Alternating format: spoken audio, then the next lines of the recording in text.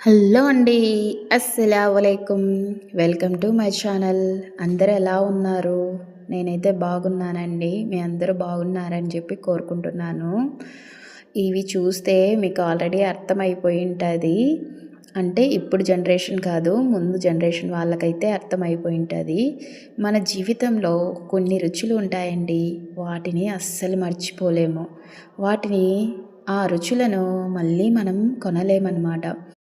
వాటిని డబ్బుతో తెచ్చుకోలేము. అలాంటి రుచుల్లో అమ్మమ్మ చేతి వంట ఒకటి. ఈరోజు బిస్కెట్ అనగానే మనకి గుర్తొచ్చేది packet, brand, expiry date, chemicals, పంచదార, పామ్ ఆయిల్. కానీ మన అమ్మమ్మల కాలంలో బిస్కెట్ అంటే ఆరోగ్యం, ఆప్యాయత, శ్రమ మరియు ప్రేమ. ఆ పాత ఇల్లు, ఆ వంటింటి వాసన, ఉదయం సూర్యుడు మట్టి మీద పడుతుంటే అమ్మమ్మ ముందిట రోజు కడిగిన సజ్జలను బట్ట మీద ఎండబెడుతుంటే నువ్వులు ఒక్కొక్కటి శుభ్రంగా వడబోస్తుంది, బెల్లం మొక్కను చిన్నగా కొట్టి పక్కన పెడుతుంది. ఇవన్నీ చూస్తూ మనం అడిగే ప్రశ్న, అమ్మమ్మ ఏం చేస్తున్నావు? అమ్మమ్మ చిరునవ్వుతో ఒకటే మాట, మీకోసం బిస్కెట్లు రా. అదే ఆనందం. సజ్జలు మన మరచిపోయిన సంపద. ఈరోజు మనం బియ్యంతో తింటున్నాం, గోధుమలు తింటున్నాం, కానీ మన శరీరం అడుగుతున్నది రాగులు, జొన్నలు. సజ్జలు అంటే కేవలం ధాన్యం కాదు, అది ఒక ఔషధం. సజ్జల్లో ఫైబరు ఎక్కువ, ప్రోటీన్ ఉంటుంది, ఐరన్ ఉంటుంది, బరువు తగ్గడానికి సహాయం. పిల్లలు రోజంతా ఆడినా చదివినా సజ్జల బిస్కెట్లు తింటే వాళ్ళకు నీరసం రాదు. అందుకే అమ్మమ్మలు పరీక్షల సమయంలో ఇవి తప్పకుండా పెట్టేవారు. బెల్లం తీపి కాదు, రక్తం. ఈరోజు పిల్లలకు పంచదార అలవాటైపోయిందండి. పంచదార తింటే క్షణిక ఆనందం, తర్వాత నీరసం, మళ్ళీ ఆకలి. కానీ బెల్లం తింటే శరీరానికి బలం, రక్తాన్ని శక్తి, మనసుకు స్థిరత్వం. బెల్లం వల్ల రక్తహీనత తగ్గుతుంది, చలి, దగ్గు తగ్గుతుంది, శరీరం శుభ్రపడుతుంది. అమ్మమ్మలు బెల్లం పాకం చేయడం అంటే ఒక కళ. పాకం సరైన దశకి రాకపోతే బిస్కెట్స్ సరిగ్గా రావండి. ఇవి మనకు జస్ట్ లేత పాకం చేస్తే సరిపోతుంది. నువ్వులు, ఇక నువ్వుల గురించి చెప్పనక్కర్లేదండి. నువ్వులు చిన్న గింజల్లో పెద్ద ఆరోగ్యం. నువ్వులు లేకుండా అమ్మమ్మ బిస్కెట్ పూర్తి కాదు. నువ్వులు కాల్చే సమయంలో వచ్చే వాసన అది ఇంటి నిండా ఆకలిని పుట్టిస్తుంది.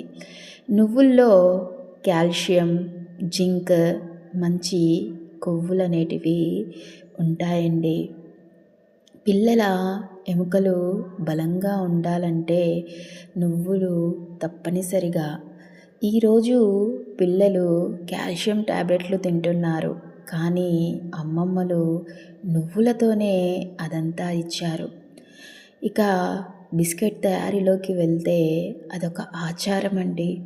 సజ్జల పిండి, నువ్వులు, బెల్లం పాకం, కొద్దిగా నూనె, ఇవన్నీ కలిపి ముద్ద చేయడం. ఆ ముద్దను ఈ విధంగా పిండినంతటినీ మనము పాకంతో నీట్గా కలిపేసుకోవాలి. ఈ కన్సిస్టెన్సీలో కలిపేసుకుంటే సరిపోతుందండి. మనకు చేతికి అంటుకోకుండా కొద్దిగా ఆయిల్ వేసుకుంటే సరిపోతుంది. ఇక బిస్కెట్స్ ప్రిపేర్ చేసే సమయంలో నూనె అయితే వేడి చేసుకుందాము. బాణీలో మనకు సరిపడా నూనె అయితే వేసుకుందామండి. నేనైతే పల్లి నూనె వేసుకున్నాను. మీకు ఇష్టమైతే పామ్ ఆయిల్ కూడా మీరు యూస్ చేసుకోవచ్చు. పల్లి నూనెలో నురగ ఎక్కువగా వస్తుందండి. ఇవన్నీ కలిపి ముద్ద చేయడం, ఆ ముద్దను మనము చేతితో ఒక చిన్న ముద్దగా తీసుకొని దానిని ఒక చపాతీలాగా ఒత్తుకోవడము. వీలైనంత వరకు మనం ఈ విధంగా చేత్తో ముందుగా వత్తుకోవాలి. తర్వాత మనం పిండిని తీసుకొని ఈ విధంగా అప్లై చేసిన తర్వాత దాన్ని సాధ్యమైనంత వరకు చేతితో ఈ విధంగా నీట్గా చపాతీలాగా ఒత్తుకోవాలి. చూడండి, వీడియోలో క్లియర్గా చూపిస్తున్నాను. ఏ విధంగా ఒత్తుకోవాలో. చపాతీ కర్రతో ఒత్తుకోవాల్సిన అవసరం లేదండి. జస్ట్ చేతితో దీన్ని ప్రిపేర్ చేసుకోవచ్చు. ఈ వీడియో అయితే లాస్ట్ వరకు అయితే చూడండి. అప్పుడే మీకు అర్థమవుతుంది ఏ విధంగా ప్రిపేర్ చేయాలి బిస్కెట్స్ అని చెప్పి.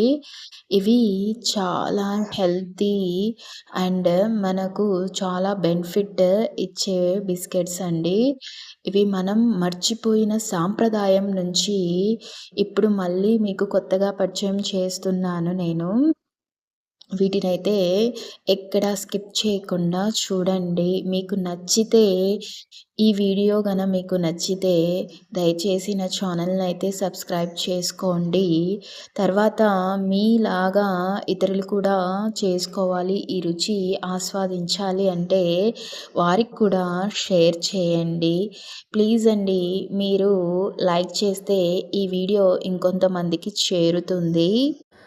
చిన్న చిన్న ముక్కలుగా కట్ చేసుకోవడం, తర్వాత ఆయిల్లో ఫ్రై చేసుకోవడం. చూడండి, అది యంత్రం కాదు, అది ప్రేమతో చేసిన పని.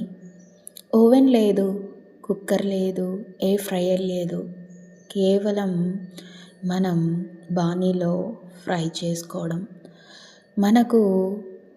మరియు కొంచెం ఓపిక.